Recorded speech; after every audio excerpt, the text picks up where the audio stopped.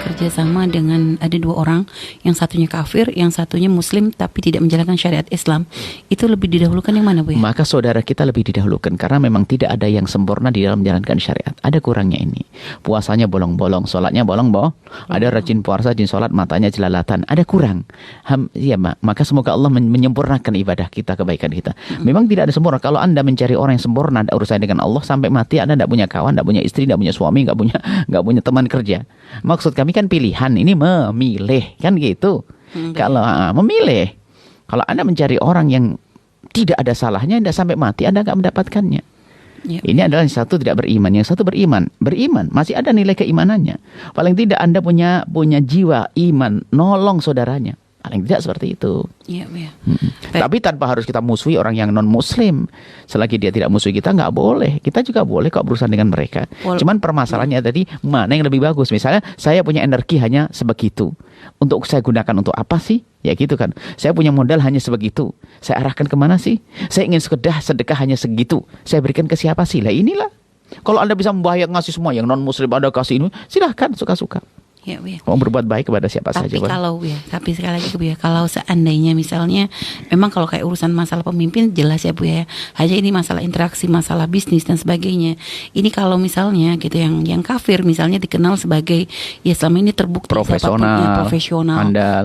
Sedangkan yang ini nih kadang masih suka ya agak-agak seenaknya gitu tuh Bu ya. Begini, seperti itu apakah jadi tetap tidak diperkenankan? Ada orang memang tidak beriman kepada Allah, memang ada jiwa jujur. Ya Bu ya. Baik.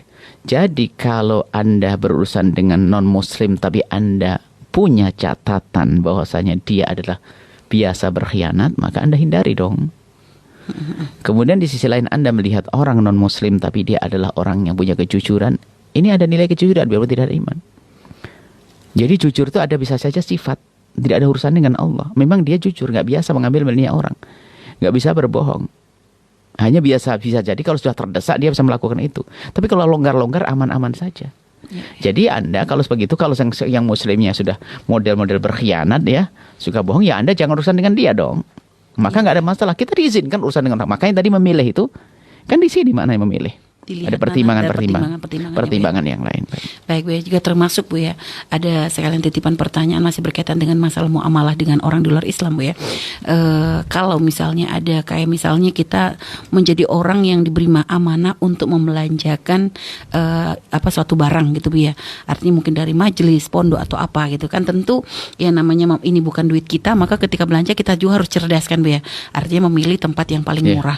Misalnya ini yang satu adalah milik saudara kita yang muslim, yang satunya adalah milik orang di luar Islam. Akan tapi dengan perbedaan harga yang lumayan Bu ya, yang artinya mungkin ya kalau satu aja nggak kerasa, tapi kalau misalnya dalam jumlah besar itu beda banget gitu Bu ya, perbedaan banget. Dan apakah seperti itu juga tetap, dan ibaratnya yang ini yang muslim misalnya nggak bisa tawar menawar, yang ini bisa sampai ngasih diskon tuh agak jauh banget gitu tuh ya. Nah itu seperti apa Bu ya? Ada beberapa yang perlu dibahas adalah itu uangmu atau uang lembaga. Ya Bu ya, uang lembaga. Baik, kalau uangmu boleh.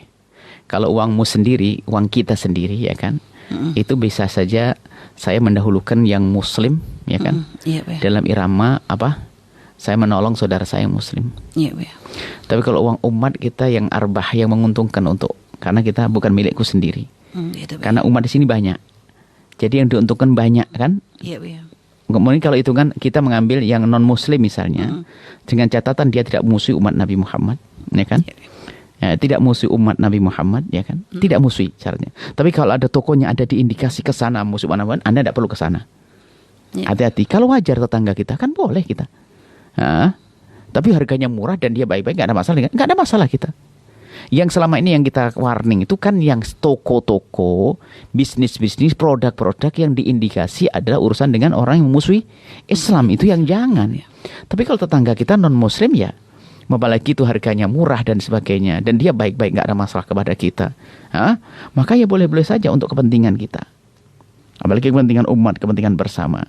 Cuman harganya sama, kita masih pentingkan orang yang di luar itu yang akan dipertanyakan. Mana keimanan, mana sebetulnya ini kita kembalikan pada rasa cemburu kita kok kepada saudara kita. Kita tuh nyumbang aja jarang, paling tidak jangan belilah ke tempat lain kan gitu.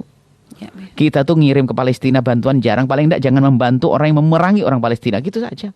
Ya, baik, Seperti itu.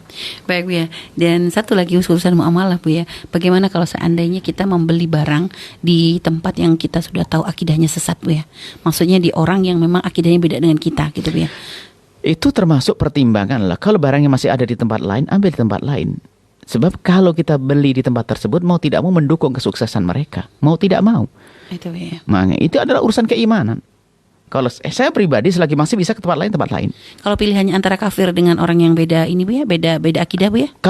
Kalau kafir yang tidak memerangi kita. Kalau beda akidah memerangi kita, ya nggak usah kita ngambil beda akidah memerangi kita. Beda Jadi, akidah. mending yang kafir. Ya karena tidak memerangi.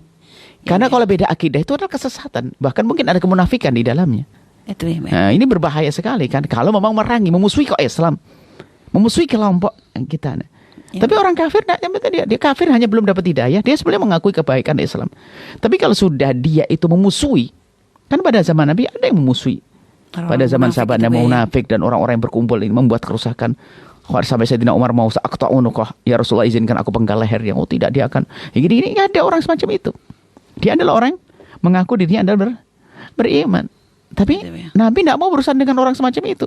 Tapi Nabi ternyata menggadekan diriknya, pedangnya kepada orang Yahudi yang tidak ada masalah.